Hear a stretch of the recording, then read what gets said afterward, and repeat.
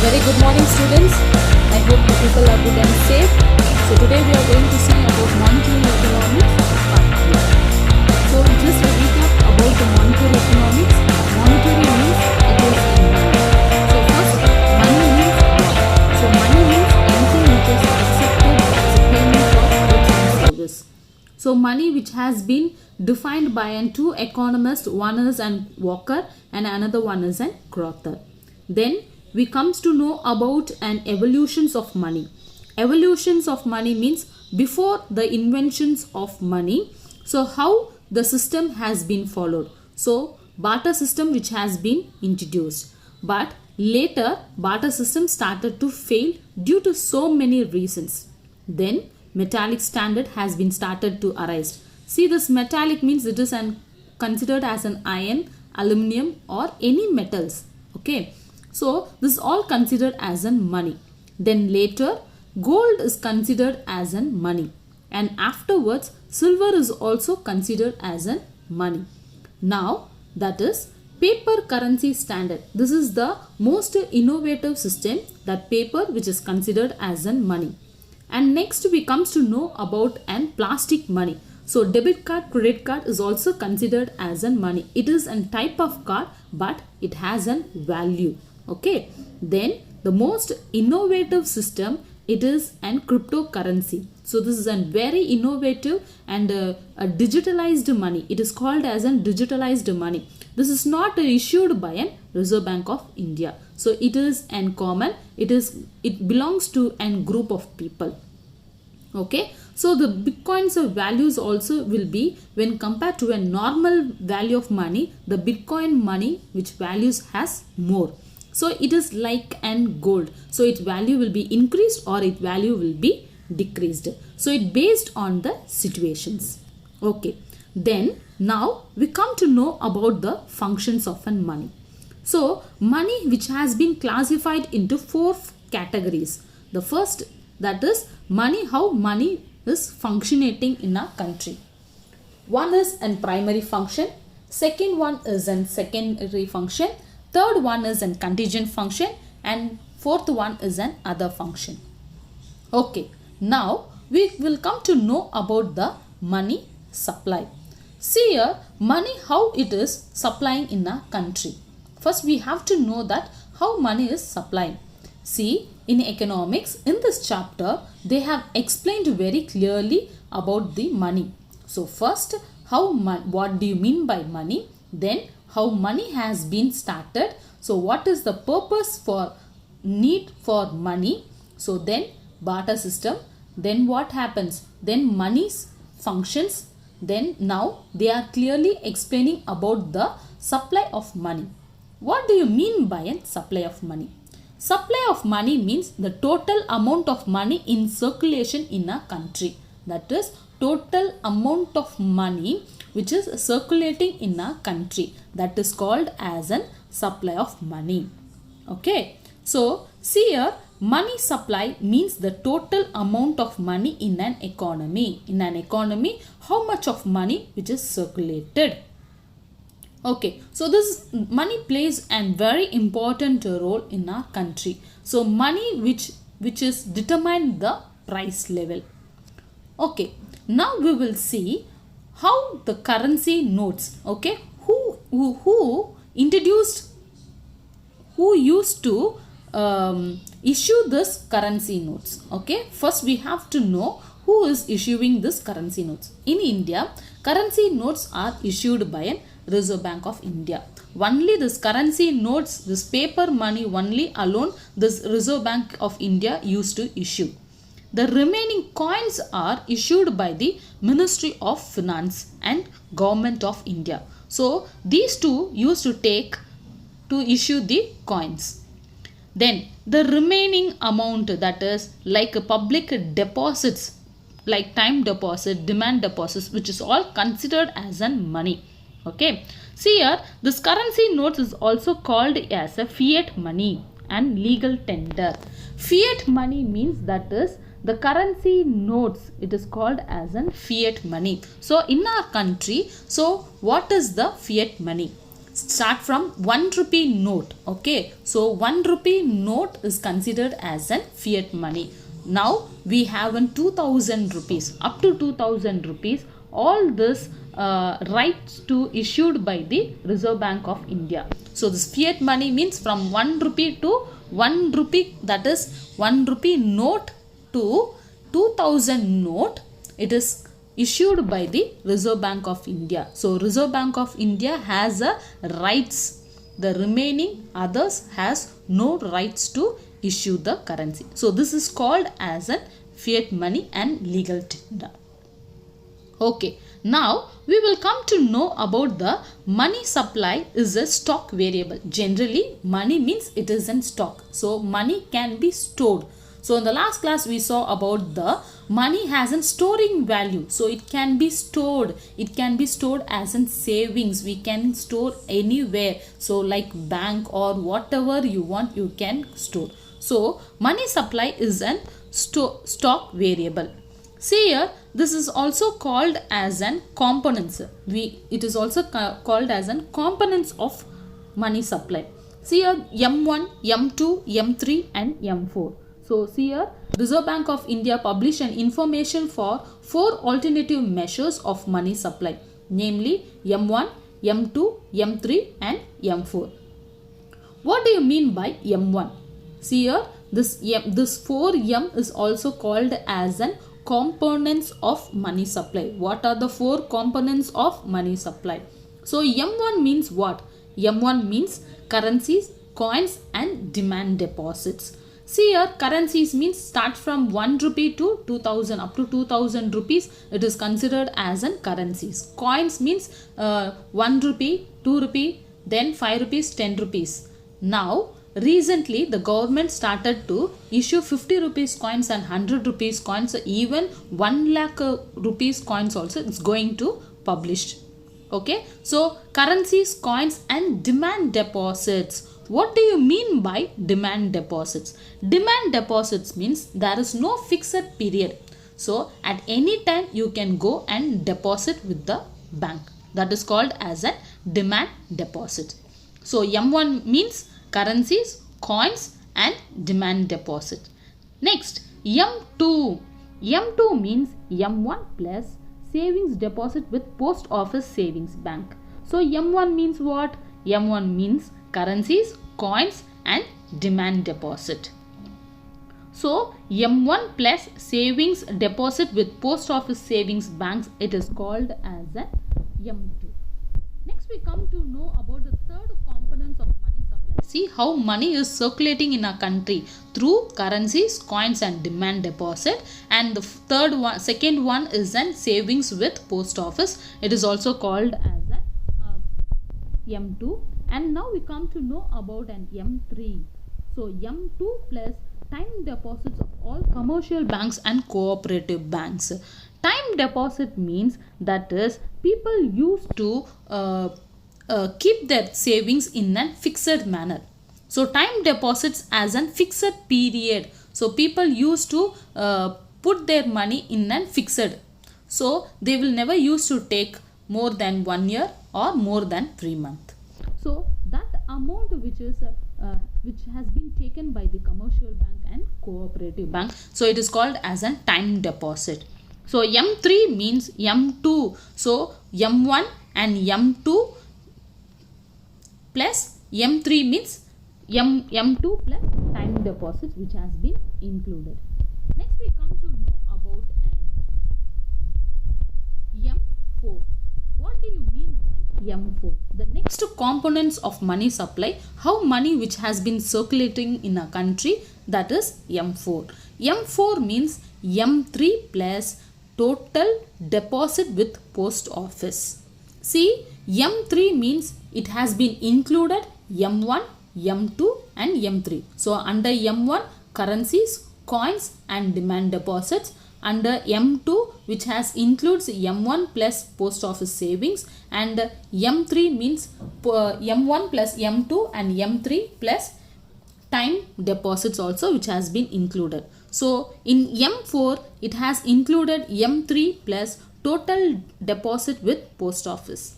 Okay, now M1 and M2 are also known as a narrow money. So narrow money means it is considered that is circulated currencies, coins and demand deposit which is usually used to circulate.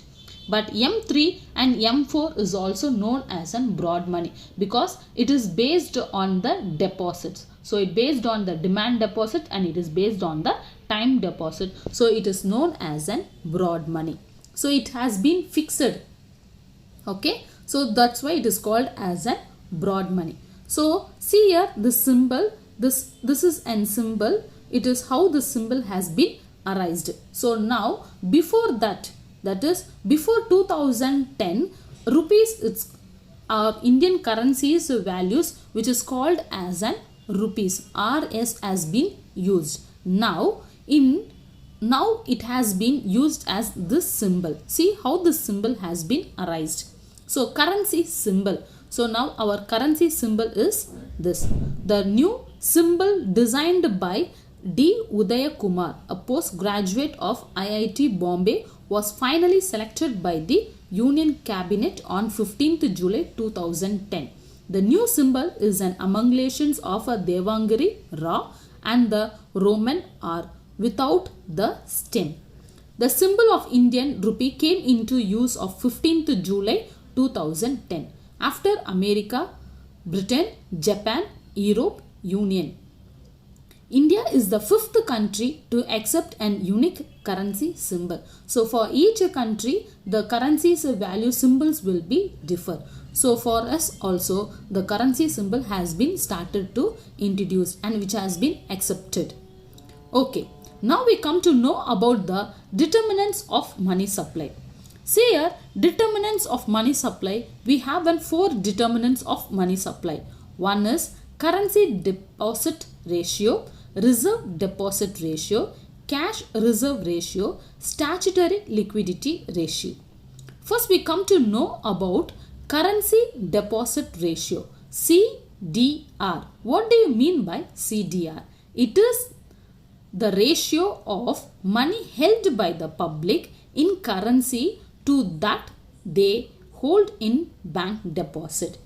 Currency deposit ratio means that public used to hold and money with bank. So that is generally demand deposit and time deposits. So demand deposit means each and every day people used to go and save their money through bank. So that is demand deposit. So they can withdraw 3 times, more than 3 times it is not allowed. But if they want to save means they can save at number of times. And time deposit means that is it is as a fixed period. So within that fixed period you can't able to take that amount. So once it has been fixed deposit, once you have put in a fixed deposits, you can't able to get. That is up to the maturity date. Next we come to know about the reserve deposit ratio. Reserve deposit ratio means that is reserve money considered of 2 things: wallet cash in bank and deposit of commercial bank with RBI. See, reserve deposit ratio means that is a minimum reserves should be maintained by the commercial bank. First of all, you have to know what do you mean by a commercial bank. So all general bank like SBI, Indian Bank, Indian Overseas Bank, Axis Bank, Canara Bank, Bank of Baroda, so many banks are there. So this is all considered as a commercial bank. Okay. So all the commercial banks should maintain an minimum reserves. All commercial bank should maintain a minimum reserves, and then each commercial bank has to open an account with RBI. Listen, each commercial bank has to maintain an minimum reserves. The second one, each commercial bank have to open an account with RBI and should maintain a minimum reserves with the RBI. Okay, so minimum 5 lakhs or 10 lakhs or 5 crores or 1 crore should be maintained by each commercial bank with the RBI. Okay, so this is called as an reserve deposit ratio. Next we come to know about a cash reserve ratio. So it is the fraction of their deposits that the bank must kept with the RBI. So see here, a fraction of the deposit the bank must keep with the RBI. That is, a minimum reserves should be maintained by the RBI. That each commercial bank should maintain a minimum reserves, minimum deposit with the RBI. That is called as a cash reserve ratio. Statutory liquidity ratio. What do you mean by statutory liquidity ratio? So, it is the fraction of the total demand and time deposit of the commercial bank in the form of specified liquid asset. That is, each commercial bank should maintain a minimum reserves, that is in the form of demand deposit and should be in the form of time deposit. So, at any time it should be liquid, that is anytime it should be able to repay that amount. So it should be in the form of liquid cash. So each commercial bank should maintain a minimum reserves. Okay, so this is called as an determinants of money supply. Again I will repeat, determinants of money supply means we have in 4 determinants of money supply. So the first one is a currency deposit ratio. Currency deposit ratio means that is the money held by the public in currency with the bank. So the public used to do their savings as an time deposits or demand deposits with the commercial bank. That is called as an currency deposit ratio. Reserve deposit ratio means that is each commercial bank should maintain a minimum reserves with them and with the RBI. Next one, cash reserve ratio means that is each commercial bank should maintain a minimum reserves with the RBI. It is a most important one. They have to open an account with the RBI and they have to maintain a minimum reserves. Statutory liquidity ratio means that each commercial bank should have to maintain a minimum reserves in the form of liquid asset like time deposits and demand deposits. Okay, so I will repeat. So what we saw today, the first one, it is an money supply. So money supply means what? The total amount of money in circulation in a country, it is called as a money supply. So money plays a very important role in determining the price level. If the money supply is too much in an economy means what happens to the price. If money supply, if it is not there means what happens to the price level. So the price is the most important one. Okay.